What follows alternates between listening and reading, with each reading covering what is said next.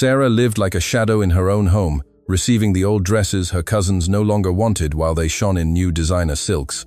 He was a pastoral lord, a widower with a closed heart, who hadn't smiled in years and frightened any suitor with his severe and cold demeanor. Have you ever imagined being treated as a burden in your own family's house, while your ambitious aunt tries to ensnare a powerful, snobbish lord for her daughter? That was exactly what happened that night in the Hunter Valley, when Rhonda McIntyre prepared a lavish dinner to impress Lord Matthew Cunningham and secure the marriage that would save her ruined fortune. Rhonda had no idea that her niece, Sarah Riley, confined to her room and forbidden to appear, was about to change everything. Because sometimes fate has plans that no human cruelty can hinder, and true love finds its way, even when all doors seem closed forever. That agitated afternoon, Rhonda McIntyre's grand old homestead in the Hunter Valley buzzed with frantic preparations for the most important dinner that family would ever host. Rhonda McIntyre, Sarah's aunt, a bitter 4 or 5-year-old woman who had squandered the fortune inherited from the late Sir Octavius McIntyre, with senseless expenses over the years, yelled orders at the staff while her 2 daughters nervously prepared themselves upstairs. Imogen, the eldest at 19, snobbish and cruel like her mother, chose among 3 expensive dresses bought on credit, specially for that decisive night. Jess, the younger at 15, sweet and gentle, contrary to her mother and sister, helped Imogen, who broke things when she became too anxious. Lord Matthew Cunningham and his father, Sir Alistair, were coming for dinner, and Rhonda staked everything on this single chance to secure the marriage between Imogen and the wealthy and powerful widower lord. Before continuing with today's story, I want to say something very important. A warm welcome to the Love and Outback Romances channel. It makes me immensely happy to have you here, that you chose to listen to this story and accompany me on this thrilling journey. Tell me in the comments from which corner of Australia or the world you are joining us. Today, I will tell you the story of Sarah and Matthew, a story that will make your heart clench, quicken, and be deeply moved. Prepare yourself for a tale of lies built over years, envy, ambition, truths that will leave you breathless, a love that defies everything, and a destiny that asserts itself when no one else can stop it. Stay with me until the very last second of this journey, because every word here was created to touch your soul. And if you love period stories that make you cry, sigh, and believe in true love, subscribe to the channel now, hit the notification bell, and don't miss any chapter of this exciting saga that is just beginning. Sarah Riley sat on the edge of her second-floor bedroom bed when she heard her aunt's heavy footsteps hurrying up the stairs. She was 24 years old. Long brown hair fell down her back in natural waves. Deep blue eyes she had inherited from her mother, Eve Riley, and a dazzling beauty that caused constant problems with her envious aunt. 12 years had passed since she arrived at that homestead, at the age of 12, an orphan from a humble shack, where she had been raised by her seamstress mother, who died of illness, leaving her alone in the world. Eve had written a letter to her sister Rhonda, asking her to care for Sarah, and Rhonda had replied with a single, cold word: "I'll see to it." Since then, Sarah had lived in that grand house, receiving the old dresses Imogen and Jess no longer wanted, eating in the kitchen, never going to social gatherings, hearing every day that she was a burden. "Sarah, where are you?" Rhonda McIntyre's shrill voice cut through the air, making Sarah stand up quickly and open the door. Rhonda stood in the hallway, her face red with suppressed rage, her hard eyes evaluating her niece with a disdain she no longer even tried to hide. Rhonda was the widow of Sir Octavius, who had died years ago without leaving children with her. Their marriage lasted barely 2 years, and she inherited his entire fortune.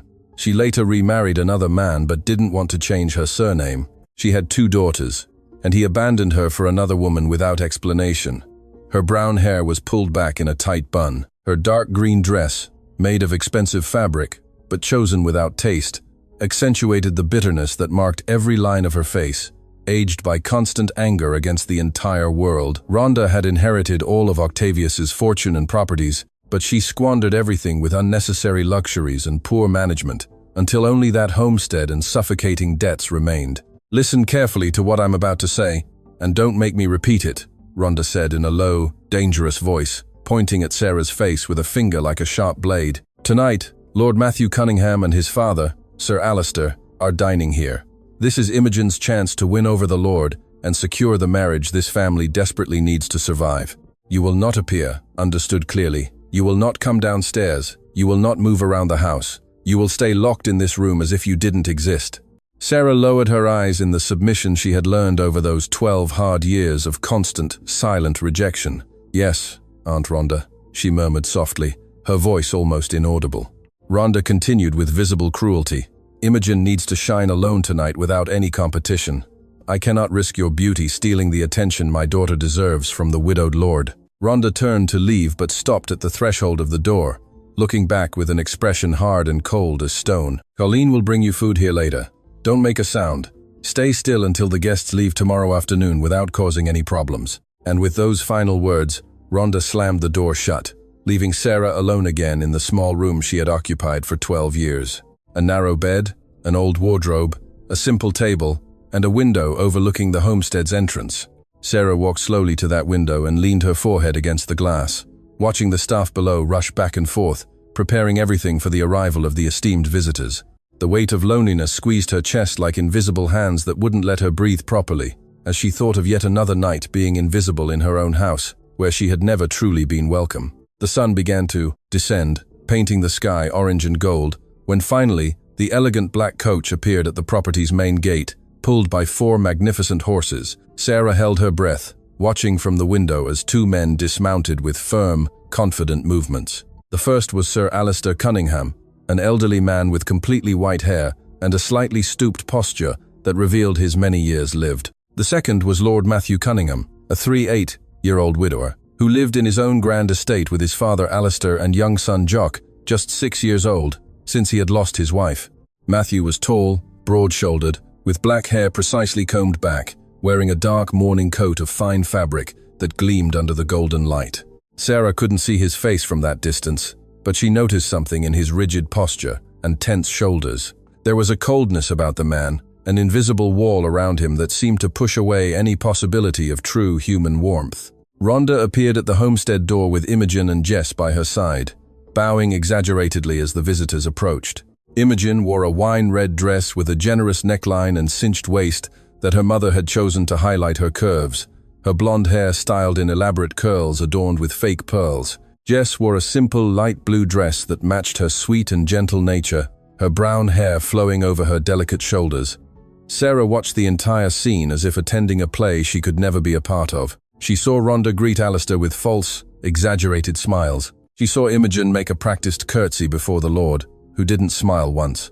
She saw Jess greet timidly and then lower her gaze with the natural embarrassment of her innocent 15 years. Everyone entered the homestead, disappearing from sight, and Sarah remained standing there, feeling a deep loneliness pressing in on her.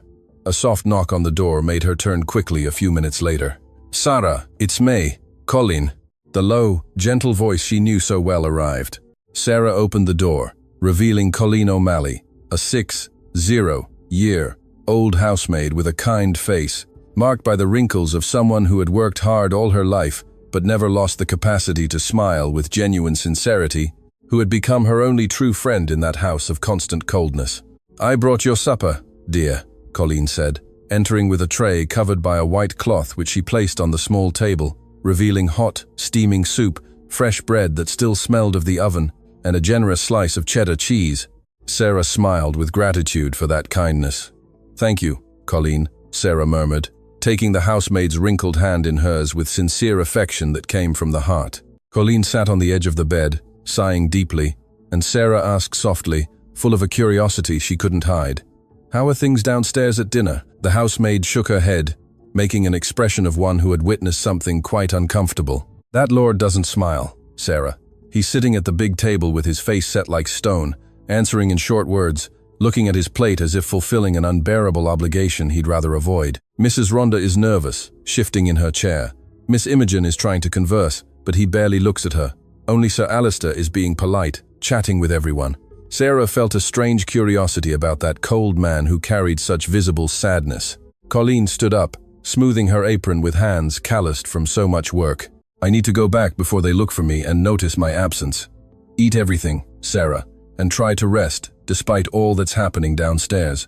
She left, closing the door softly, leaving Sarah alone again, with confused thoughts about the mysterious lord dining downstairs, while she remained invisible on the upper floor, like a forgotten ghost. Sarah ate slowly, savoring each spoonful of hot soup that warmed not only her tired body, but also her heart. wounded by years of constant rejection. While downstairs, conversations were taking place, changing courses she couldn't yet imagine or foresee in that moment of silent solitude, which she knew so well since she had arrived at that grand homestead 12 years ago, carrying only an old suitcase and hopes that slowly died. The grand drawing room of the homestead gleamed under the light of dozens of silver candles that Rhonda McIntyre had ordered lit to impress her esteemed guests. The table was set with the finest china remaining from Sir Octavius's time, a white embroidered linen tablecloth, crystal goblets reflecting the golden light of the dancing flames. Matthew Cunningham sat at the head of the table with a rigid posture and a closed demeanor that hadn't changed in 3 long years, since he lost his wife in childbirth with their second child, who did not survive. That loss destroyed something within him that never returned to its place. He buried not only his wife, but also any hope of loving again, locking his heart in a fortress of ice and bitterness. Now he lived only for his 6-year-old son, Jock, and to manage the vast lands he had inherited. But society, and especially his father, Sir Alistair Cunningham, constantly demanded that he remarry, because a lord needed to establish a suitable family before a society that judged and commented on everything without mercy. Matthew watched Imogen talk endlessly about her skills and accomplishments, while Rhonda smiled proudly beside her eldest daughter. He knew that family well. His father, Sir Alistair, had been a close friend of Sir Octavius for years and had supported Rhonda's second marriage, so she wouldn't remain a lonely widow, but it became a scandal when her second husband abandoned her, taking a good portion of the fortune before disappearing without a trace. Matthew knew perfectly well that Rhonda was desperate to marry Imogen to someone wealthy, who would save the family from complete ruin. On one hand, he could make a good arrangement by marrying Imogen. He would have a wife to present to society without becoming emotionally involved, keeping his heart safe and protected from the pains that love inevitably brought.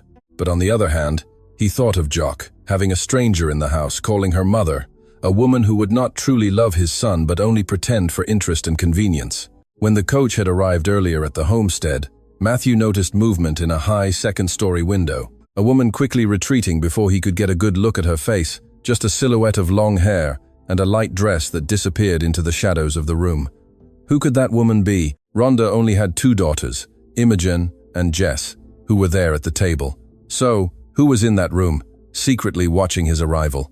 The curiosity disturbed him, but he showed nothing, maintaining the mask of coldness he had worn for years to protect himself from the world. Rhonda praised Imogen relentlessly, saying her daughter played the violin with absolute mastery.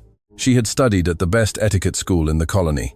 She spoke several languages fluently, including French and Italian. Matthew merely watched in silence while Alistair politely conversed, asking kind questions that kept the conversation flowing, despite the visible awkwardness that hung over the table like a heavy cloud. Matthew sighed imperceptibly and said in a controlled voice that betrayed no emotion, "Miss Imogen might play for us later so we can appreciate her talent with the violin." Imogen smiled broadly, showing overly white teeth. She ran her hands through her blonde hair in a practiced gesture of false modesty and replied in a syrupy voice, "Of course, Lord Cunningham, I will play with great pleasure for all of you to enjoy." Rhonda applauded enthusiastically, as if it were a grand achievement, while Jess looked at her plate, trying to hide a mischievous smile, because she knew very well that her sister played terribly, despite Rhonda's insistence to the contrary. After dinner, everyone rose and walked to the grand sitting room where Imogen picked up the violin, which was resting on a polished wooden stand. She positioned herself in the center of the room with an exaggerated posture of a professional concert artist and began to play a melody that should have been beautiful, but came out tuneless and scratchy from the tortured instrument. Matthew deeply regretted having asked to hear her play as the screeching notes hurt his ears, sensitive to good music. She played for an entire hour without stopping, repeating the same torturous melody several times, while Matthew's head already ached, throbbing in his temples, and he discreetly looked at his father Alistair seeking salvation. Alistair also couldn't bear the musical torment any longer, but he maintained a polite smile on his face, aged by decades of social diplomacy learned in colonial society. Matthew finally couldn't take it anymore and interrupted, saying in a firm voice, "I believe that's enough for today, Miss McIntyre. We greatly appreciate your extraordinary talent, but it is already late." Imogen reluctantly stopped, making an exaggerated curtsy, while Rhonda clapped effusively, as if she had just witnessed a performance worthy of the finest European theaters. Jess watched the entire scene amused, knowing perfectly well that the Lord had not liked it at all, but he was too polite to speak the cruel and devastating truth. Matthew then turned to Rhonda with amber eyes fixed on her face and asked directly, "Mrs. McIntyre, when I arrived earlier, I saw a young woman in the high second-story window. Do you have more daughters besides these two?" Rhonda clasped her hands together tightly until her knuckles were white, but she maintained the pose of a calm hostess, replying in a controlled voice, "No, Lord Cunningham. It must have been one of my housemaids tidying the rooms for your lordships. My only daughters are here, Imogen and Jess." But Rhonda knew perfectly well that he had seen Sarah in the window, despite having so strongly told her niece to remain hidden away from the sight of important visitors. Rhonda knew that Sarah's beauty was unquestionable and dazzling. It wasn't that Imogen was ugly exactly, but Sarah was different. She had something special in those deep blue eyes and that long brown hair that attracted attention wherever she was. She needed to keep Sarah away from the Lord at all costs, so that Imogen would have a real chance to win him over without impossible competition. Rhonda asked the staff to escort Alistair and Matthew to their prepared rooms on the second floor so they could rest from their long journey. As soon as the doors closed behind the visitors, Rhonda hurried upstairs, rage boiling in her chest, and pounded on Sarah's door with brutal force that made the wood tremble. Sarah opened it startled, and Rhonda pushed her inside. "I told you to stay away from the window. The Lord saw you." Sarah recoiled, apologizing in a trembling voice. "I'm sorry, Aunt Rhonda. I just wanted to see who was arriving. I didn't think he would look up."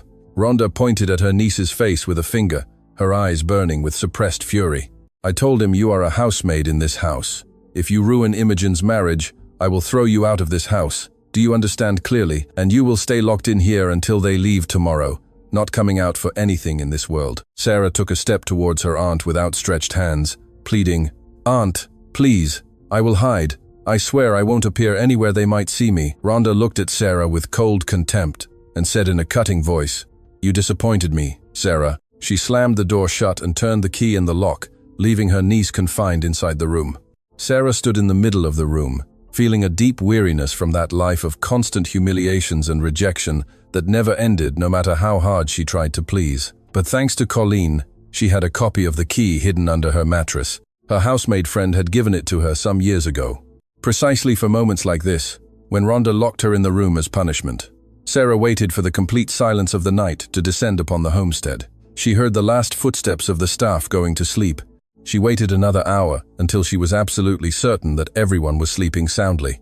Then she took the hidden key, opened the door slowly, without making a sound, and slipped barefoot through the dark corridors, because she desperately needed fresh air before completely suffocating in that small, stuffy room.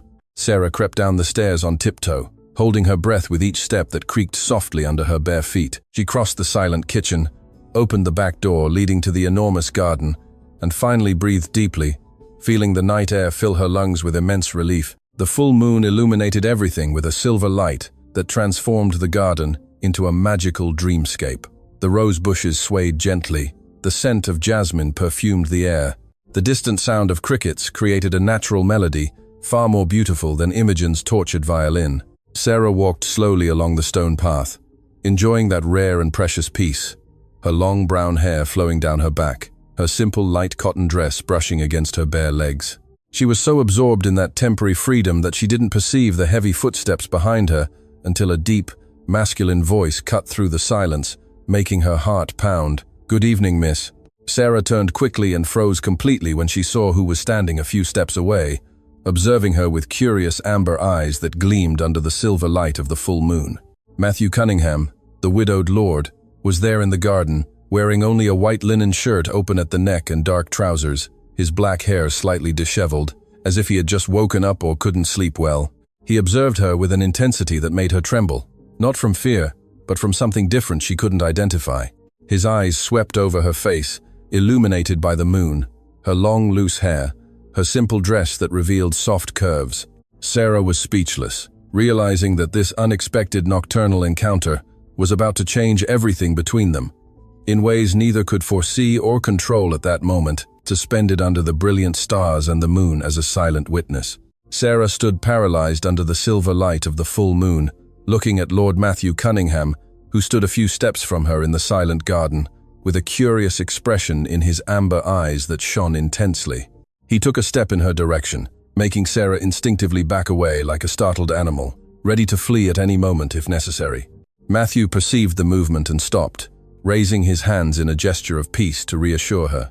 "It's dangerous for a woman to be alone at this hour of the night in the garden. Miss, are you not afraid?" Sarah breathed deeply, trying to calm her racing heart, and replied in a soft but firm voice, "It's safe here, sir. I know this place well." Matthew inclined his head, observing her with an attention that made her uncomfortable. She felt his eyes roam over her face, illuminated by the moon, her long loose hair, the simple dress she wore to sleep. "What is your name, miss? Who are you?" Matthew asked directly in a deep voice that echoed in the silence of the perfumed garden. Sarah knew she had to maintain the lie Rhonda had told during dinner.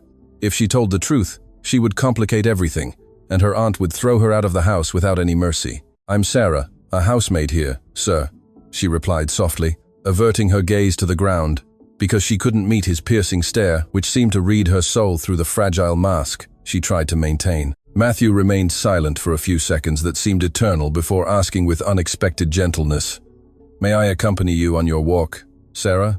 She looked up startled.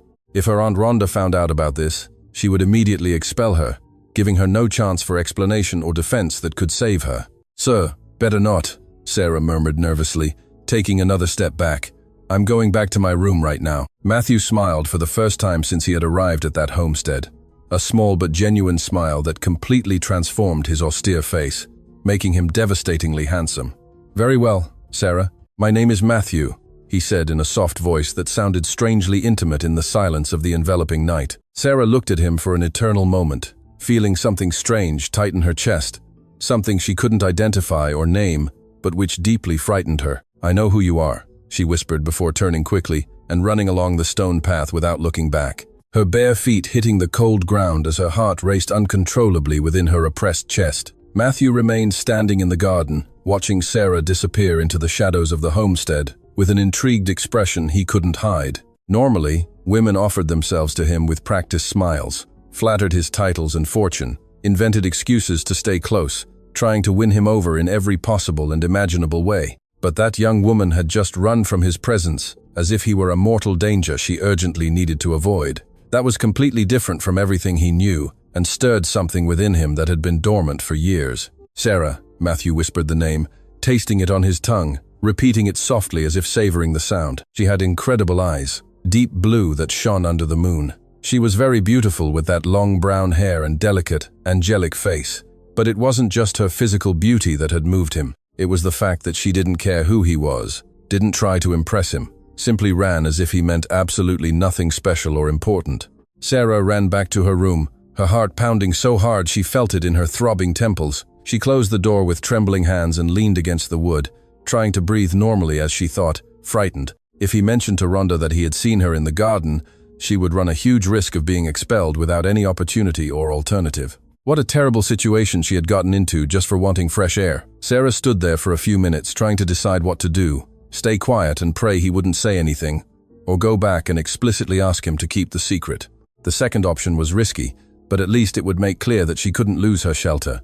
She gathered courage, reopened the door, and hurried back through the dark corridors to the garden, where he was still sitting on a stone bench, with a thoughtful expression, gazing at the bright stars in the immense sky. Matthew smiled when he saw Sarah approach timidly along the moonlit path. "Changed your mind, miss?" he asked with an amused voice that revealed satisfaction at seeing her return voluntarily. Sarah stopped a few steps away, wringing her nervous hands in front of her tense body. "Sir, could you please not mention to Mrs. Rhonda that you saw me here in the garden tonight? I could lose my position if she finds out I left my room at this hour." Matthew saw the genuine fear on her face, illuminated by the silver light. It wasn't fear of him, but fear of the consequences, fear of losing the roof over her head, fear of being left with nothing in this cruel and unforgiving world. Something within him stirred as he felt unexpected compassion for that frightened and vulnerable young woman. "You can rest assured, Sarah, I will not say anything to anyone about our meeting here," he promised with a sincerity that she felt was true in his amber eyes, which observed her with a strange tenderness. Sarah thanked him with a voice trembling with relief and hurried away again, not giving him time to say anything more that might further complicate that impossible situation. She returned to her room and locked herself in, feeling her heart still racing, but now for different reasons. She had been captivated by his beauty, that smile that transformed his austere face into something devastatingly handsome. Those eyes that looked at her with an attention that made her feel truly seen for the first time in years. But he was there to become the husband of Imogen, her cousin, and Sarah would stay quietly out of the way until everything was resolved, because she couldn't risk losing the only home she had, even if she was treated as inferior and an unwanted burden. She lay down on the narrow bed but couldn't sleep well. She tossed and turned restlessly, recalling that deep voice saying her name, that small but sincere smile, those amber eyes that seemed to see beyond the mask she wore. The next morning, during breakfast, Imogen invited Matthew to ride across the property's paddocks, saying that Jess would also accompany them so they wouldn't be alone, causing an unnecessary scandal. Matthew accepted the invitation politely, but without visible enthusiasm. He agreed because it was expected of him as a guest and potential suitor, not because he truly wanted to spend time with Imogen, who talked incessantly about empty matters that didn't interest him in the slightest. Before going for the ride, Jess quickly went up to Sarah's room on the second floor and knocked on the door, which was still locked from the outside with the key Rhonda had turned the night before. Jess knew her cousin had a copy of the key hidden under the mattress.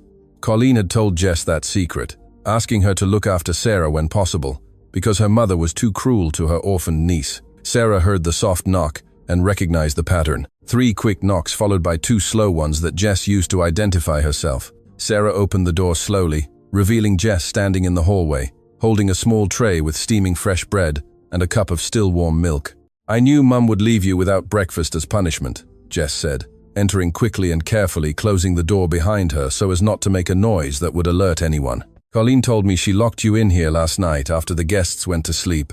Sarah took the tray with enormous gratitude. Those small kindnesses from Jess and Colleen were all that kept her sane in that house of constant cruelties. Sarah explained the reason for the punishment, explaining that Rhonda had seen her at the window when the Lord arrived, despite having ordered her to stay hidden away from any gaze. Jess smiled with the innocent mischief of her 15 years. "But Mum knows you're pretty, Sarah. Much prettier than Imogen, in all honesty. If the Lord truly saw you, he'd be on his knees begging for your hand in marriage." Sarah smiled, but gently reprimanded her younger cousin. "Leave it, Jess. He came here to marry your sister Imogen, and so it will be." Jess made a face, saying she didn't think it was fair that Imogen always got everything just for being the oldest and the ambitious mother's favorite. Then she animatedly recounted, "I'm going riding with them now. Imogen invited the Lord, and Mum insisted I accompany them to maintain proper appearances." Sarah nodded, slowly biting the bread, but then something within her compelled her to confess what had happened the previous night. Perhaps she needed to share that secret with someone before it exploded within her oppressed chest. "I saw him last night in the garden," Sarah murmured softly, looking at her hands. "I went for a walk, and he was there alone too." Jess's eyes widened in surprise, about to ask 1,000 questions when a cold, furious voice burst out behind them, making both of them freeze in absolute terror. "What did you do, Sarah?" Rhonda McIntyre stood in the doorway that Jess had forgotten to close in her haste. Her eyes burned with rage as she processed what she had just heard. Her niece confessed to her younger daughter. Sarah started, feeling her blood run cold. Jess also turned white as a sheet, looking from her mother to her cousin, fearful of what would come next. Rhonda entered the room, closing the door behind her with a dangerous calm that was worse than screaming. That icy calm that preceded the most devastating and cruel storms. She turned to Jess with a controlled voice. "Jess, accompany your sister and the Lord on the ride right now. Sarah and I are going to have a very serious private conversation." Jess hesitated, looking at Sarah with pity in her eyes, but Sarah gave a small nod, indicating that she should obey and leave before her mother became even more enraged with both of them. Jess quickly left, closing the door, leaving Sarah alone with Rhonda, whose expression promised terrible consequences to come, without pity or mercy. Rhonda McIntyre walked through the room with slow, thoughtful steps until she stopped in front of the window, overlooking the front of the homestead. She leaned her hands on the wooden sill and watched until she saw Lord Matthew Cunningham mounted on a magnificent brown stockhorse beside Imogen and Jess a few meters behind, accompanied by 2 stable hands whom Rhonda had ordered to go with them to maintain proper appearances before society, which judged everything. The horses set off at a slow trot along the dirt track that led to the property's open paddocks, while Rhonda mentally calculated how much time she had before they returned for lunch. Sir Alistair Cunningham had remained in his room resting, so Rhonda had at least until midday to definitively resolve her growing problem with Sarah without inconvenient witnesses who might question her decisions as mistress of that house. Rhonda turned slowly, facing Sarah, who remained standing in the middle of the room, with the frightened expression of someone who knew something terrible was about to happen without being able to prevent it. "Tell me exactly what happened last night in the garden with the Lord," Rhonda ordered in a cold, controlled voice, which was much more terrifying than her usual hysterical shouts. Sarah breathed deeply, trying to calm her racing heart, and told everything without omitting anything. She said she had gone for a walk because she was suffocating in the closed room, that she had found the Lord in the garden, that he asked her who she was, and that she confirmed she was a housemaid, as Rhonda had said during dinner to protect the necessary lie. Rhonda crossed her arms over her chest, narrowing her eyes. "So he invited you to walk with him?" Sarah nodded. "Yes, he did, but I refused instantly and returned directly to my room without accepting his invitation." Rhonda sighed deeply, emitting a sound between weariness and final, irreversible decision. She walked to Sarah's old wardrobe and opened the doors with an abrupt movement that made the wood creak loudly. "Pack your things right now, Sarah." The words fell like heavy stones in the tense silence of the room, while Sarah felt the devastating weight of it all collapse upon her like an inevitable and cruel avalanche. "But Aunt, I have nowhere to go," Sarah murmured, her voice broken by emotion she tried to control without success. Rhonda didn't look at her, keeping her back turned as she began to pull old dresses from the wardrobe. "I don't want any scandal in this house. Sir Alistair is still sleeping, and I don't want to wake him with unnecessary confusions. Pack your things and leave this homestead now while they are out riding." Sarah felt her legs give way, threatening to no longer support her before that final sentence, without appeal or mercy. "Aunt, for the love of God," Sarah implored, taking a step towards Rhonda with outstretched hands, begging for a compassion she knew wouldn't come, but still desperately trying. "I have nowhere to go. Let me sleep in the stables with the horses. I swear the Lord will never look at my face again. I'll hide." Rhonda turned abruptly, facing her niece with eyes that burned with an old rage and resentment accumulated over years, stored in her bitter chest. "Sarah, as long as you are in this house, Imogen will be constantly overshadowed by you, without any chance to shine alone. That's how it was with your mother, Eve, and me when we were young. Everyone looked at her, everyone admired Eve, and I was forgotten as if I were an invisible shadow without any importance." Rhonda's voice trembled, revealing an old pain that had never truly healed, despite the passage of years. "But I managed to marry Octavius, who was a rich and respected baronet, and he chose me, not Eve." Rhonda continued, her voice mixing bitter triumph and growing rage. "And your mother, Eve, became pregnant with you out of wedlock and raised you alone in that miserable shack, far from everything and everyone. Your mother became a disgrace in the eyes of society, which judged her without mercy, while I managed to succeed with my advantageous marriage." Sarah felt each word cut like sharp blades, reopening old wounds about the mother she had loved so much and lost too soon. Rhonda took the old suitcase that was stored under the bed. The same suitcase Eve had packed 12 years ago when she sent Sarah to that house, and which Sarah kept as a treasure because it was one of the few things she had left of her deceased mother. She began to throw clothes inside without any care while saying, "My daughter Imogen will also marry well, but you need to disappear from here immediately before you ruin everything I have planned." Sarah cried desperately, feeling the world completely collapsing around her, with nothing to cling to in that free and devastating fall. Rhonda slammed the suitcase shut, grabbed Sarah's arm with fingers that dug painfully into her soft skin, and began to descend the stairs, dragging her niece behind her without any gentleness. "Leave right now, Sarah. No excuses or pleas. They won't work," Rhonda said in a hard voice as she hurried down. "Did you think this wouldn't happen if you disobeyed me by leaving your locked room at night to meet the Lord in the garden like some shameless woman?" Sarah tried to hold onto the handrail, but Rhonda pulled too hard, making her stumble on the steps. "Aunt, please, don't do this to me, please." But Rhonda no longer heard anything. She needed to expel Sarah before Matthew, Imogen, and Jess returned from their ride and saw that scene, which could lead to uncomfortable questions and unnecessary complications. Rhonda dragged Sarah to the front door. She kicked it open violently, making the wood hit the wall, and threw the old suitcase onto the dirt ground with such force that some clothes spilled out. "Leave now, Sarah," Rhonda shouted, pointing to the distant property gate. Sarah tried to stand up, but Rhonda pushed her with both hands, making her fall onto the hard ground next to the open suitcase, as tears streamed down her dust-covered face. Sarah lay there on the ground, humiliated and destroyed, when she heard the sound of horses approaching rapidly at a gallop that raised golden dust under the morning sun. She raised eyes blurred by tears and saw Matthew Cunningham mounted on the brown stock horse, approaching with Imogen just behind him on a smaller horse, both returning much earlier than Rhonda expected or had planned. Matthew dismounted from his horse with an agile movement and stood watching the scene. Sarah fallen on the ground with clothes scattered. Rhonda standing with a furious expression, the tension visible in the heavy air. "What is happening here?" Matthew asked in a deep voice that cut through the tense silence as his amber eyes scanned the scene, trying to understand what he was witnessing. Rhonda quickly composed herself, adjusted her dress, and raised her chin with a dignified posture that tried to hide her nervousness at being caught in such an embarrassing situation. "Lord Cunningham, I caught her stealing valuable items from the house this morning, and I am expelling her as she deserves for her terrible dishonesty." Sarah looked up, meeting Matthew's eyes, which observed her with intense attention. He knew that all of this was a brazen lie. He could see the desperate truth in her blue eyes that Rhonda tried to hide with convenient falsehoods. Matthew took a few steps towards Sarah, extending his gloved hand to her with a kind gesture that contrasted completely with the cruelty he had just witnessed. "Give me your hand, Miss Sarah.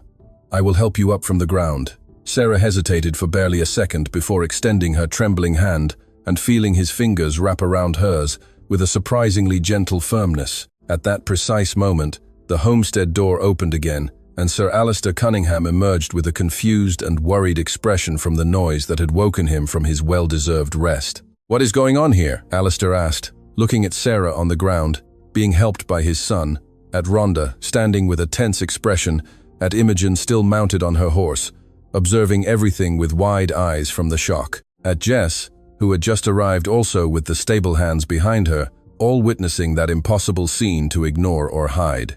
Matthew helped Sarah to her feet carefully until she stood unsteadily, holding her hand in his for a few seconds longer than necessary, looking deeply into her tear-filled blue eyes that reflected deep pain and humiliation. Then he turned to Rhonda, without completely letting go of Sarah's hand, his voice coming out cold and hard as tempered steel. "Mrs. McIntyre, I would like you to explain to me exactly what is happening here right now, without lies or convenient omissions." Rhonda's world collapsed at that moment, before the eyes of all who witnessed that scene, impossible to hide or undo now that it was exposed under the clear light of day. Rhonda tried to maintain her composure, raising her chin with a false dignity that trembled at the edges as she repeated the lie in a voice that sounded less and less convincing. "Lord Cunningham, as I already said, she was stealing valuable items from me this morning, but I caught her in time, before she took anything important, and I am expelling her from here, as any mistress of a house would do with a dishonest housemaid." At that moment, Jess jumped down from her horse in a hurried leap and ran to Sarah, taking her hands in hers with genuine concern reflected on her young face. "Sarah, are you all right? Are you hurt?" Sarah looked at Jess with immense gratitude for that kindness amidst so much cruelty and replied with a broken voice, "I'm fine, Jess. Don't worry about me." Imogen watched the whole scene, lost, trying to process the incomprehensible fact that her future husband, the rich and powerful lord who should be by her side, was taking the side of her despicable cousin, who should be invisible and forgotten, as she always had been throughout those 12 years. Imogen dismounted from her horse with rigid movements of suppressed rage and approached her mother, placing herself by her side in a display of family unity against the threat Sarah represented to their ambitious plans. She turned to the lord with a sharp voice that tried to sound indignant and virtuous. "She is a thief, Lord Cunningham. My mother is doing the right thing by expelling her from this property before she steals more valuable things that don't belong to her." Matthew breathed deeply, controlling the growing irritation that boiled dangerously in his oppressed chest, and asked, looking directly at Rhonda with amber eyes that burned with cold anger, "Mrs. McIntyre, are you going to give me an honest answer or not about what is truly happening here?" The Lord then turned to Sarah, who remained beside Jess, trying to gather her scattered clothes with hands that trembled visibly from nervousness and fear of what would come next. "Sarah, is what she says true?" Matthew asked in a soft voice that contrasted completely with the harsh tone he had used with Rhonda seconds before. Sarah looked at Rhonda, seeing the silent threat in her aunt's eyes. Then she looked at Imogen, who observed her with pure, distilled hatred on a face contorted by rage, and finally decided that she had nothing more to lose in that impossible situation, that she was destroyed beyond any repair. She knelt to gather the rest of her belongings, putting them inside the old suitcase, and said in a voice tired of carrying so many lies and humiliations for years. "I will go, Lord Cunningham. You don't need to worry about me. I will leave this property right now." Matthew took 2 quick steps towards her and held her arm with a gentle firmness that prevented her from continuing to pick up her clothes. He made Sarah slowly stand up until she was facing him, while he looked deeply into her blue eyes, still bright with unshed tears that stubbornly refused to fall despite the visible pain they carried. "Sarah, tell me exactly what happened here without lies," Matthew ordered. But his voice sounded more like a soft plea than an authoritarian command. Sarah then, tired of it, all of the years of humiliation, of the lies she protected, of the forced invisibility, of the constant rejection, breathed deeply and let the truth finally escape after so long trapped in her suffocated throat. "Rhonda is my aunt, Lord Cunningham. I am not just a housemaid, as she told you yesterday during dinner, and I am stealing absolutely nothing from this house that took me in when I became an orphan 12 years ago. She is expelling me because I escaped from the room where she locked me last night," Sarah continued, her voice gaining strength with each word spoken as she felt something within her finally being released. "She locked me in because you saw me from the window when you arrived, and she didn't want me to appear so as not to hinder her plans to marry my cousin Imogen to you. But I escaped at night using an extra key I have hidden because I needed fresh air before suffocating completely in that small room. And that's when I found you in the garden, walking alone too. That's why she's expelling me now, because she believes I will ruin the arranged marriage with my cousin Imogen and draw attention that should be completely focused on her daughter." Rhonda turned red with absolute fury upon hearing every word of that public confession that destroyed all her carefully constructed lies, and then suddenly turned pale as she realized the gravity of the situation that had completely slipped from her hands. "Lord, she is a terrible liar," Rhonda nearly shrieked, taking a step forward with outstretched hands in a desperate plea. "Don't believe anything this despicable young woman is telling you. She is the daughter of my sister Eve, who died poor and dishonored. I took her in out of Christian charity when she became an orphan, but she was always problematic and invented absurd stories to cause trouble." Matthew looked at Rhonda with an expression of profound disgust he could no longer hide. Then he looked at Imogen, who remained by her mother's side, her face contorted by rage and humiliation. And then he turned to his father, Sir Alistair, who observed everything with a grave expression of one who perfectly understood what was happening there on that ruined morning. Alistair knew his son deeply. After 38 years lived together, he knew exactly what Matthew was thinking just by looking into his eyes. He knew he had made a final and irrevocable decision about the entire situation. Alistair slowly approached his son and placed a hand on his shoulder in a gesture of silent support before turning to face Rhonda, with eyes that carried decades of wisdom and experience dealing with false and cruel people. "Mrs. Macintyre, we are deeply disappointed to see the terrible treatment you give your own orphaned niece, who should be under your protection and family care," Alistair said in a firm voice that resonated in the tense silence. "We will return to our estate this very moment, without continuing this visit, which has completely lost its original purpose." He turned to the stable hands who had accompanied the ride and ordered with the authority of someone accustomed to being obeyed without question, "Bring our belongings from the house right now, and prepare the coach to depart in 5 minutes without delay." Rhonda approached desperately, almost tripping over her long skirt, as her hands reached into the air in a pathetic attempt to cling to something that was already lost forever. "Lord, please, wait. You cannot listen to this lying woman who invented all this to cause problems." But Matthew no longer listened to anything Rhonda said. He picked up Sarah's old suitcase from the ground, where she had left it, and walked to the elegant coach that the stable hands had quickly brought, placing the luggage inside carefully before turning and extending his gloved hand to Sarah in a silent but clear invitation, like transparent crystal. "Miss Sarah is coming with me now," Matthew said, not as a question, but as a gentle affirmation that accepted no refusal or hesitation from her. Sarah looked at that outstretched hand, feeling her heart race in her oppressed chest as she processed what was happening. He was taking her from there, saving her from cruel expulsion, offering her protection when she had absolutely nothing and no one in that immense and terrifying world. Sarah turned to Jess and hugged her younger cousin tightly, feeling tears finally stream down her face as she whispered in her ear, "Take care, Jess. You are good and sweet. Never change that." Jess also cried, holding Sarah tightly before reluctantly letting her go. Sarah then took a deep breath, wiped her tears with the back of her hands, and accepted Matthew's hand, feeling his fingers wrap around hers with a comforting firmness that made her feel safe for the first time in 12 long years of constant insecurity. He helped her into the coach with the gentleness of a true gentleman, while Imogen began to cry desperately, standing there beside her mother, because at that moment she clearly understood that she had lost her only chance to become a rich and respected lady. The man who should be her husband was taking away the despicable cousin she had mistreated for years without thinking of future consequences. The stable hands quickly brought Alistair's and Matthew's belongings, which had been prepared in the guest rooms, storing everything in the back of the coach with trained efficiency. Alistair climbed into the coach, sitting beside Sarah, who remained silent, still processing everything that had happened in those impossible and surreal minutes. Matthew turned one last time to face Rhonda McIntyre, who stood there, completely destroyed, watching all her ambitious plans crumble like a fragile house of cards, knocked down by a strong and relentless wind. "We will speak again, Mrs. McIntyre, when I decide it is the appropriate time to do so," Matthew said in a cold voice that carried a veiled promise of future consequences that Rhonda could not foresee, but undoubtedly should deeply fear.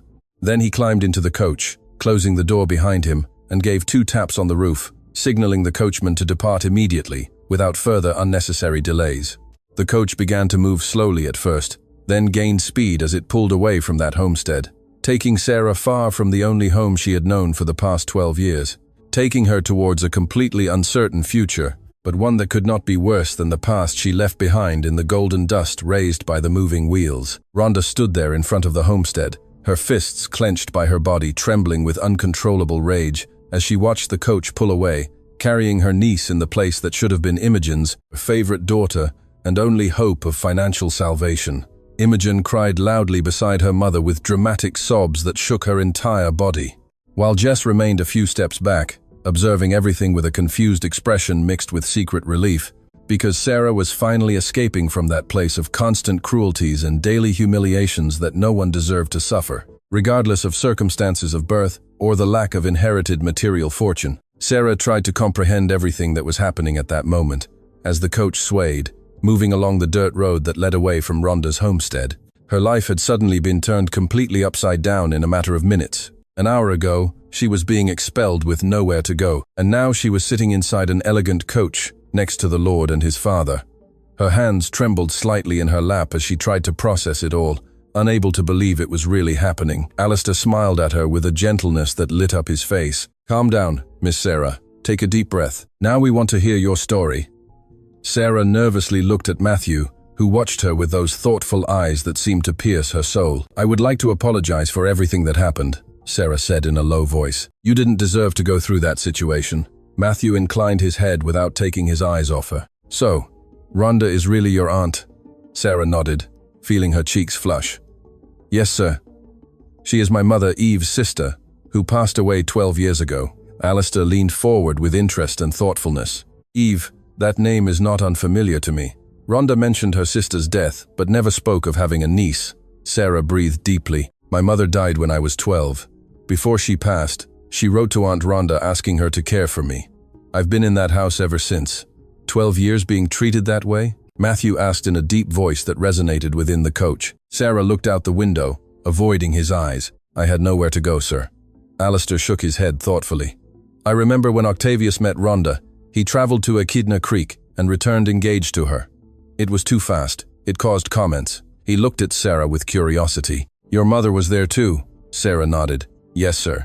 They both lived together after my grandmother passed. Rhonda married the baronet and left. My mother stayed." Alistair frowned. "And your father?" The silence that followed was heavy, and Sarah lowered her gaze. "My mother never said who he was." Alistair and Matthew exchanged meaningful glances that Sarah couldn't quite decipher. "Octavius died 2 years after the marriage," Alistair said slowly. "He left everything to Rhonda. She was a rich widow, very young." Sarah nodded. "My aunt remarried and had Imogen and Jess. Her second husband abandoned her, taking part of the fortune." Matthew leaned forward, resting his elbows on his knees. "Why did you accept going through that humiliation for so long, Sarah?" She finally looked at him with bright eyes. "Because, sir, I had no one else in this world. I had no choice." The raw sincerity of that answer made something tighten in Matthew's chest. "Your aunt kept you hidden," Matthew affirmed more than asked. Sarah nodded. "She didn't want me to appear when she received visitors. She said I was too beautiful and would ruin the plans she had for Imogen." Alistair let out a sound of disapproval. What absurd cruelty to her own niece. Sarah wrung her hands nervously. "And now?" she asked suddenly, her voice trembling. "Where are you taking me? I don't want to trouble you." Alistair looked at his son, awaiting the answer because even he didn't know exactly what Matthew planned. Matthew kept his gaze fixed on Sarah with a serious expression. "You are now under my protection. You will stay at our estate." Sarah's eyes widened. "But, sir, I can't just." He interrupted her in a firm voice. "Yes, you can. You will stay with us until we decide the best path for your future. I will not leave you on the street after what I witnessed today." His tone of voice admitted no arguments, and Sarah felt gratitude mixed with fear of dreaming. The journey lasted 7 hours, crossing paddocks and small towns until they arrived late in the afternoon at the Lord's lands. Sarah looked out the window and held her breath. The homestead was immense, 3 times larger than Rhonda's, with tall towers and elaborate gardens that seemed endless. The coach stopped, and uniformed staff came out to greet them. At that moment, a 6-year-old boy ran out the door. "Dad, Dad, you're back!" Jock cried excitedly. "Jock, don't run, you'll fall," Matthew said, getting down and opening his arms. The boy launched into them, laughing, as his father hugged him tightly before bringing him to Sarah. "Son, this is Miss Sarah. Sarah, my son Jock." Jock extended his small hand. "Hello, miss." Sarah smiled sincerely for the first time in a long time. "Hello, Jock. It's nice to meet you." The boy tilted his head, looking from his father to her. "Is she your girlfriend, Dad? Did you bring her to live here?" Matthew smiled, shaking his head. "No, son. Sarah is our special guest." At that moment, a woman of about 60 arrived, breathless. "Sorry, sir, I couldn't stop him." It was Mrs. Rose, who cared for Jock. Matthew made a calm gesture. "It's all right, Rose. Please escort Miss Sarah to one of our guest rooms. Make sure she has everything she needs." Rose curtsied, smiling. "Of course, sir." "Miss Sarah, please follow me." Sarah entered through the main door, feeling small amidst that impressive grandeur. The foyer was immense, with white marble floors, a double staircase of dark carved wood, crystal chandeliers hanging from the high ceiling, reflecting light throughout the space. Rose guided her up the staircase, climbing 24 steps to the second floor, where a long corridor extended. They passed several doors until Rose stopped in front of a double oak door. She opened it, revealing an enormous room, a 4-poster bed with sky blue curtains, a tall wooden wardrobe, a dressing table with an oval mirror, wide windows overlooking endless gardens, soft carpets covered the floor, delicate paintings decorated the walls in soft tones, and there was even a small adjoining sitting area with a sofa and armchairs. "This will be your room, Miss Sarah," Rose said, placing the old suitcase in a corner.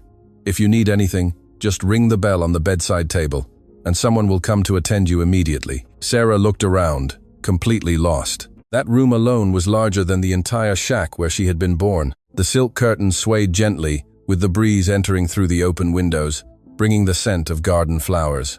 There was a white porcelain basin with clean water and embroidered towels, perfumed soaps, even a soft bathrobe hanging from a golden hook. Sarah touched the bedspread, feeling the fine fabric slide between her fingers. She had never slept in anything so luxurious in her entire 24 years of life. Sarah took a bath prepared by Mrs. Rose in a white porcelain bathtub with warm perfumed water that relaxed every tense muscle in her tired body. When she emerged, wrapped in a soft towel, Rose was already returning to the room carrying several beautiful dresses in her arms, which made Sarah hold her breath in surprise. "Miss, these dresses belong to the late Lady Cunningham," Rose explained softly as she spread them on the bed.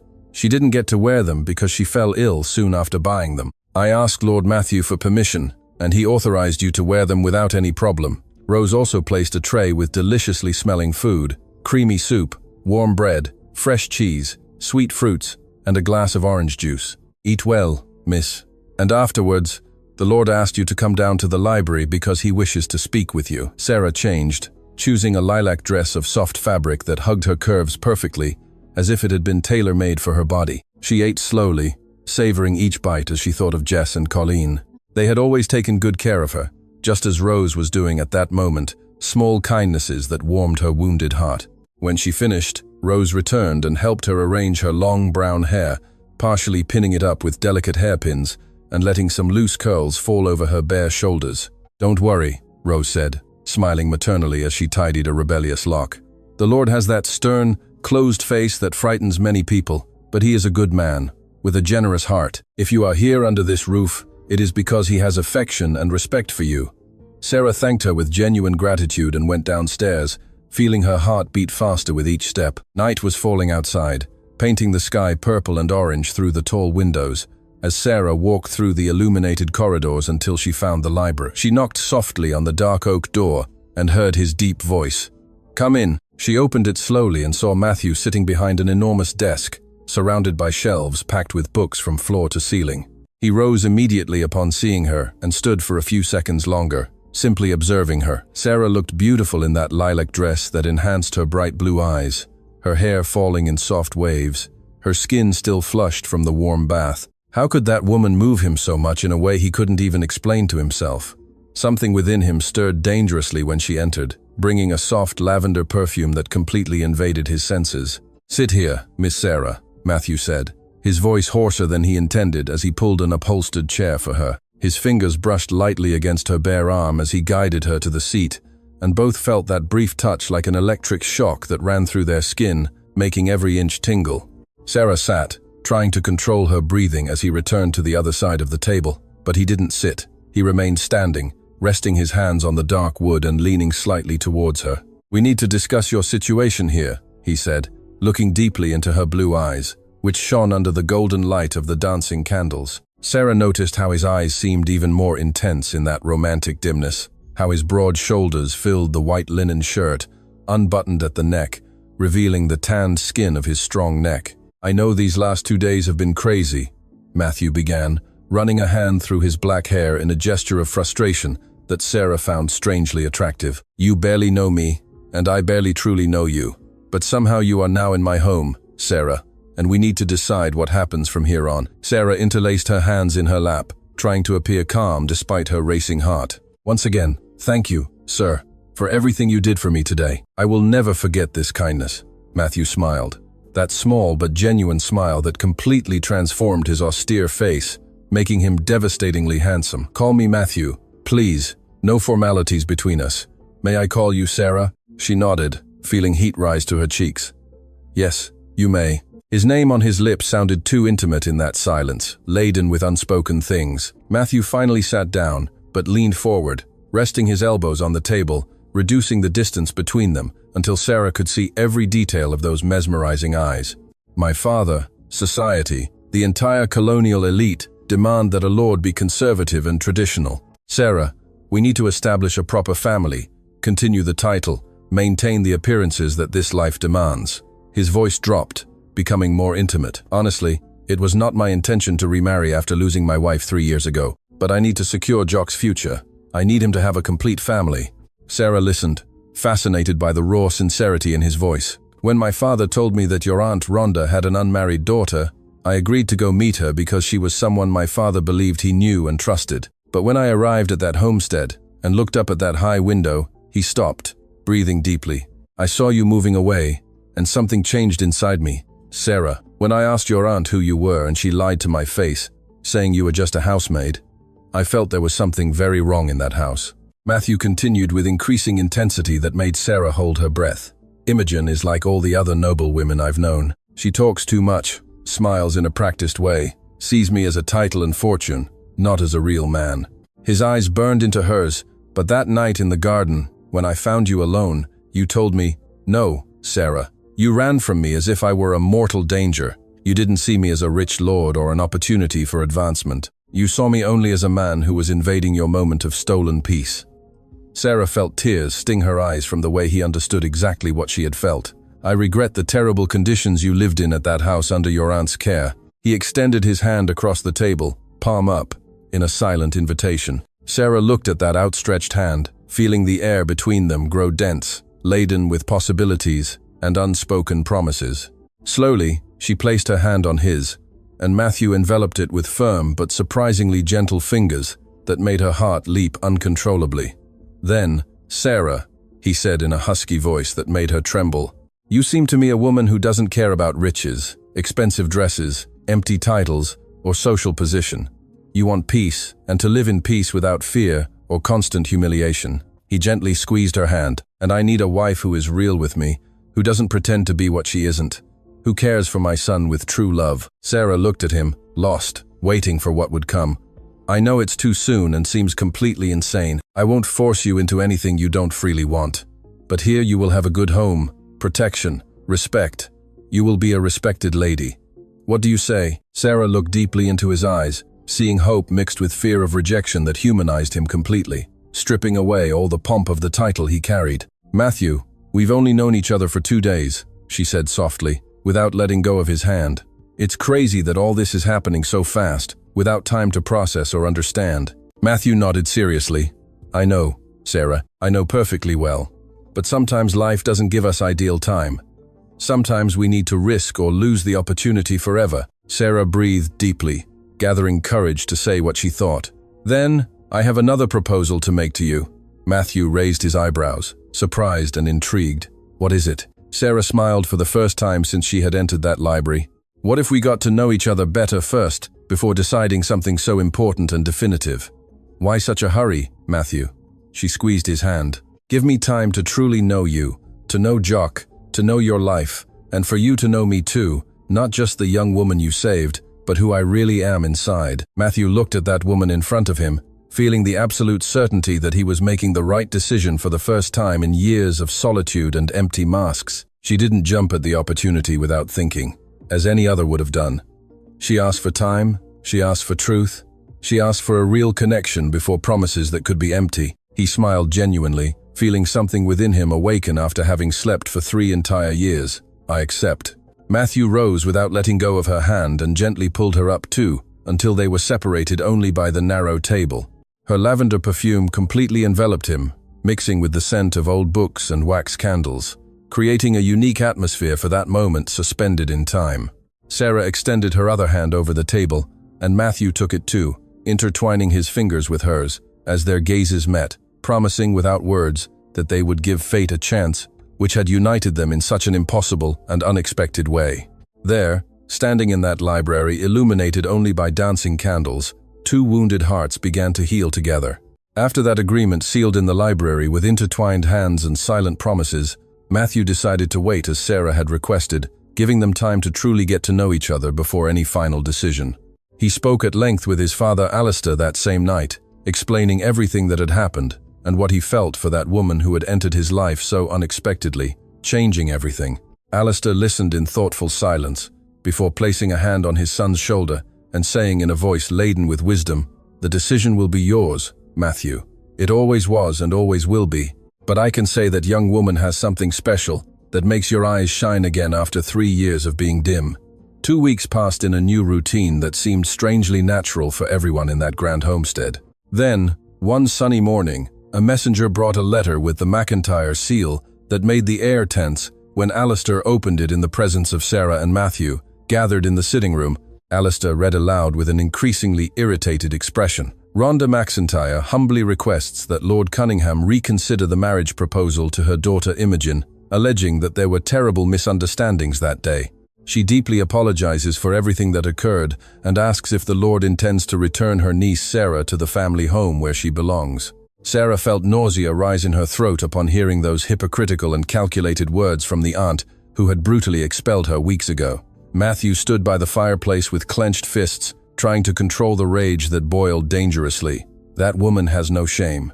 Alistair calmly folded the letter and placed it on the table. "We will not reply yet. Let Rhonda wait anxiously, without knowing what we decided." He looked at Sarah with a thoughtful expression. "When Octavius met Rhonda, he sent me letters telling me about their relationship. Sarah, I think it was in those that I read your mother's name, Eve. He must have known her then too. So long ago that the letters are stored in some dusty trunk in the attic," Alistair continued, scratching his chin. "But I will look for them to understand how he fell in love with your aunt." Sarah looked at him. "If you find those letters, may I read them? I would really like to know more about my mother from that time." Alistair laughed, shaking his head, amused. "I don't know if our correspondence between men is appropriate for a young lady like you, Sarah. Octavius and I talked about many things that would make you blush to the roots of your hair." Sarah laughed too, feeling light after the tension of Rhonda's letter. "Still, I would like to try, Sir Alistair. I promise not to be easily scandalized." Alistair winked at her. "Then I will try to find them in the next few days, rummaging through that forgotten attic." The weeks that followed were the happiest Sarah had experienced in recent times. Jock adored Sarah from the first moment. The 6-year-old boy followed her everywhere, asking her to read him stories with different voices for each character. He played in the garden, running after her and laughing heartily. He asked 1,000 questions about everything he saw with his insatiable childish curiosity. Sarah explored every corner of that enormous homestead, discovering forgotten rooms, the kitchen where the staff welcomed her with warmth, the immense library where she spent hours reading books she had never had access to before. She met all the staff who worked there, Mrs. Rose, who treated her like a daughter, the gardeners who taught her the names of exotic flowers, the cooks who fed her delicious sweets. When Matthew took her to see the stables, Sarah was amazed by the magnificent horses that lived there, treated like royalty. "Jess would love this," Sarah commented, stroking the mane of a brown mare. Matthew observed her expression and suggested, "We could invite her to come if you wish." Sarah shook her head sadly. "My aunt would never let her come to see me, Matthew." Sarah had asked for time to get to know Matthew better before making such an important and definitive decision about the proposed marriage. But what she felt inside was strong and undeniable, with each passing day by his side, in that new routine that seemed tailor-made to fit them perfectly. He still had that serious, closed demeanor that intimidated many. He rarely smiled when dealing with business matters or receiving formal visitors. He maintained the rigid posture of a powerful lord who accepted no challenges. Sarah saw all of that when he dealt with others, maintaining a safe distance and a cold mask that protected his wounded heart. But with Alistair, with Jock, and especially with her, he was just Matthew, the real man hidden behind the heavy title. With her, he truly laughed, making his eyes shine with sincere joy. He relaxed his tense shoulders, letting his guard down completely. He spoke of fears and hopes he had never shared with anyone before. And Sarah really liked that real and vulnerable Matthew that only she could see behind the necessary social masks. He complimented her constantly in ways that made her blush, but smile happily. He said her eyes were bluer than the summer sky, that her laugh was the most beautiful music he had ever heard, that her kindness to Jock melted his icy heart. He waited for her every morning for breakfast, refusing to begin without her presence by his side at that large table where they talked about everything and nothing, while the sun streamed through the windows, illuminating everything. He taught her to ride with infinite patience, holding her by the waist when she trembled with fear at first, running by her side through the open paddocks until she gained confidence and laughed freely with the wind in her loose hair. He introduced her to all the properties he managed, taking her to meet the workers who cultivated the lands, supporting hundreds of families who depended on the estate. They had been getting to know each other for weeks in that constant daily cohabitation, but it felt as if they had known each other for years. Everything flowed naturally between them, like a river finding its course without effort or resistance. On a golden afternoon, Matthew invited Sarah for a special ride, without revealing the final destination he had carefully planned. They rode for almost an hour, crossing flowering fields and perfumed bushland until they reached a wild garden on a cliff top, overlooking endless valleys bathed in the orange light of the slowly descending sun. Sarah dismounted, helped by him, and walked to the edge, contemplating that breathtaking beauty while the gentle breeze played with her brown hair. Matthew stood a few steps back, watching her against that golden sunset, feeling his heart clench with overwhelming emotion. "My mother used to bring me here when I was a child," he said, his voice hoarse with feeling. "My father traveled a lot for business, and the two of us would stay here talking about dreams and fears until the stars appeared." Sarah turned, looking at him, and saw tears shining at the edges of those eyes she loved so much.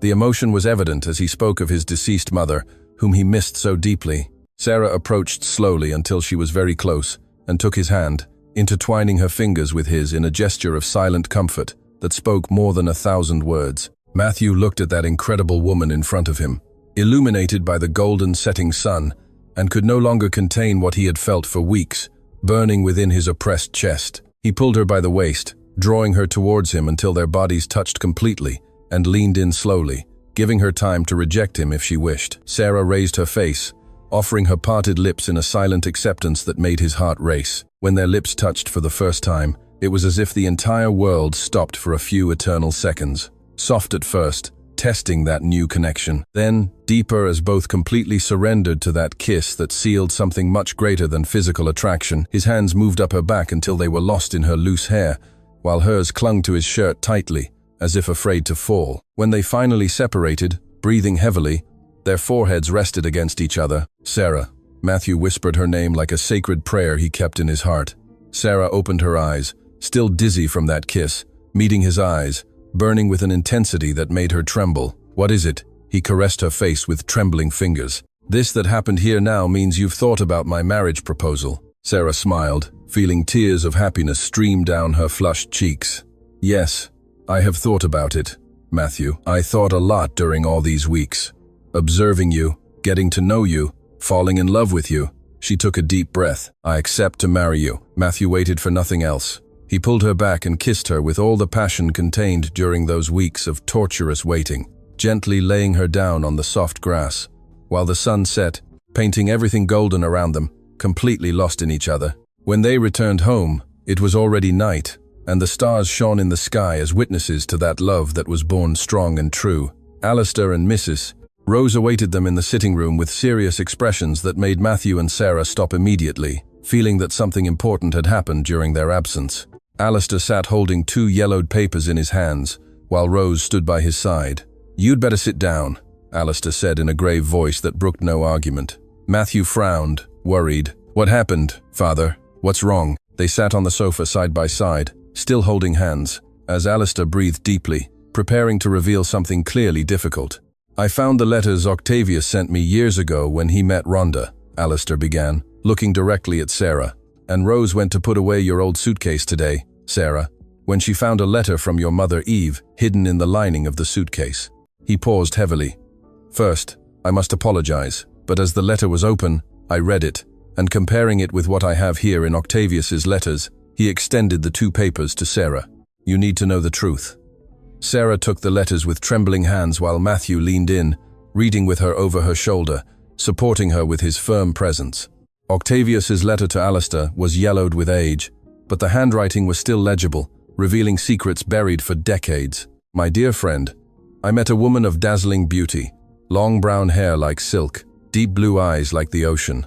Her name is Eve, and she is the most beautiful creature I have ever seen in my life. But at the same time, I met her sister Rhonda, who is ambitious, has impeccable etiquette, is educated, and would be the perfect wife for a baronet like me, who needs someone who knows how to navigate society." Sarah felt tears stream as she read the next part. "I fell in love with both of them in different ways, Alistair. With Eve passionately, ardently, with Rhonda with calculated reason, but I decided to ask Rhonda to marry me because it suits my position better. I am leaving with Rhonda to the Hunter Valley and leaving Eve behind, though my heart bleeds for this choice." Her mother Eve's letter was folded several times and hidden in the lining of that old suitcase that Sarah had kept for 12 years, unaware of the treasure it held.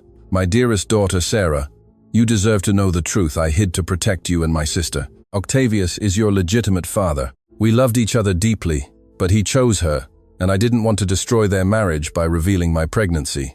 When I found out I was pregnant with you, I fled to the shack so no one would know. But Octavius visited me secretly and supported me financially, so I would never reveal the truth, and when he passed away, I decided to continue keeping that secret." Sarah held her breath as she read the final part. "You are his daughter and heir to his fortune. I hope you find this letter and fight for your rights, even knowing that Rhonda will never agree to share anything with you. Forgive me for leaving you alone. I love you more than anything, Eve." Sarah looked at Matthew with eyes overflowing with tears as she held those letters that completely changed her history. "My mother went through all that alone, Matthew, carrying that terrible secret for years to protect the sister who later completely rejected her. I need to go there right now to see my aunt and confront her with this, don't I?" Alistair leaned forward. "But Sarah, your Aunt Rhonda knew nothing of you being Octavius's daughter." Sarah stood up with determination, shining in the blue eyes she had inherited from her brave mother. "I know, Sir Alistair, but I still need to go there and resolve this once and for all." Matthew took her hand, intertwining their fingers. "Then we will go together tomorrow, very early." The next morning, the Lord's coach stopped in front of the Macintyre homestead, making Rhonda rush to the window upon hearing the recognizable sound of wheels on the dirt. Her heart quickened with hope as she saw Matthew descend from the coach. He had finally come to reconsider the marriage to Imogen, as she had asked in that letter sent weeks ago. "Imogen, Imogen, come quickly, the Lord is here," Rhonda shouted, calling her daughter, who came running, hurriedly arranging her blonde hair. But then Sarah stepped out of the coach wearing an elegant navy blue dress of fine fabric, her hair styled in an elaborate updo, with the posture of one who knew exactly who she was and what she was worth. And Matthew held helping her down with the gentleness of an enamored gentleman who no longer hid his feelings. Sarah looked directly at Rhonda, who stood in the doorway with an expression of absolute shock, and said in a firm voice that resonated clearly, "We need to talk, Aunt Rhonda, right now." Imogen was about to protest, opening her mouth indignantly, but Sarah looked at her with new authority. "Silence, Imogen. This does not concern you." They entered the drawing room where Sarah handed the 2 letters to Rhonda to read, while Matthew remained by her side in silent support. Rhonda read, visibly trembling. First, Octavius's letter, revealing he had known Eve. Then Eve's devastating letter, revealing that Sarah was Octavius's legitimate daughter and heir to half of the fortune Rhonda had spent alone for years, believing it was solely hers. "Did you come to claim your inheritance, Sarah? Is that what you want?" Rhonda asked in a trembling voice, trying to maintain some dignity. Sarah looked at her calmly. "No, Aunt, especially since you've already squandered practically everything my father left, spending it on unnecessary luxuries and poor management. I came to fetch Colleen and Jess. I will take both of them with me to my home and raise Jess as if she were my younger sister, giving her everything you denied me for 12 whole years." Rhonda stood up furiously, slamming her hands on the table. "You will not take my daughter away from me, Sarah. Jess stays here with me in this house." Sarah looked at her firmly, not backing down an inch. "Yes, I will take her, or else I will claim my legal rights and take what little remains of the inheritance that also belongs to me. Since you spent all your half on empty frivolities, you will have to give me what is left of my half that you used illegally without my consent." She leaned forward threateningly, "And then you will have to live in a humble shack, as my mother lived, and so to survive, as she did her whole life, supporting the daughter you rejected. And I don't want you to use Jess as a bargaining chip in the future, trying to marry her off to some old gentleman for money. She deserves a better future than that." At that moment, Jess came downstairs wearing a worn gray dress that Sarah recognized as the same one she herself used to wear, and immediately understood that Jess had now taken her place as the humiliated one for having defended her cousin that terrible day. Sarah rushed to Jess, and they both hugged tightly, crying, while Matthew watched that scene of true love between cousins, who had always loved each other despite everything, moved. "I came for you, Jess. Now you will live with me and never again suffer in this house," Sarah whispered in her ear. "Also call Colleen to come with us." Jess pulled away, wiping her tears. "Colleen was dismissed weeks ago, Sarah. Mum threw her out for being your friend."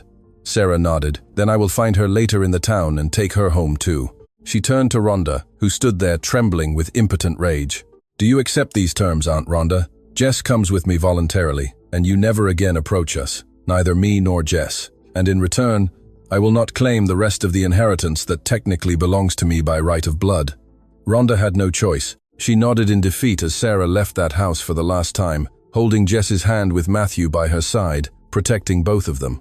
Sarah found Colleen in the nearby town, living in a small house and working as a washerwoman to survive after being cruelly dismissed by Rhonda. When she saw Sarah descend from that elegant coach, Colleen cried, hugging her tightly. "My girl, my dear girl, how I've missed you." Sarah took her too to the Lord's estate, where the 3, Sarah, Jess, and Colleen, finally had a true home filled with love and security. A week later, Sarah and Matthew were married in a beautiful ceremony with all of society present, witnessing that impossible love that had overcome all barriers and prejudices. Sarah was officially Lady Cunningham now, wearing a white lace wedding gown, a long hand-embroidered veil, flowers in her brown hair, and she loved that man in a way she couldn't explain with simple words, because it transcended everything she had known before. Jess had prepared everything for her, helping her get ready with loving care as she cried with happiness, seeing her cousin finally have the happy ending she always deserved since she was a child. Matthew put Jess in charge of the property's horses, even though she was only 15. He had quickly perceived that she was very intelligent with animals and had a natural talent for treating them gently yet firmly. Jess flourished with that new responsibility, gaining confidence and purpose she had never had before. And now, it was Sarah's responsibility to ensure her future, giving her a proper education and, when the time came, a good marriage. For just like Sarah, Jess had never truly been liked by Rhonda. Her mother had always preferred Imogen, pushing the younger one aside as inferior. A year after that beautiful marriage, Sarah gave birth to healthy twin girls who filled that house with joy.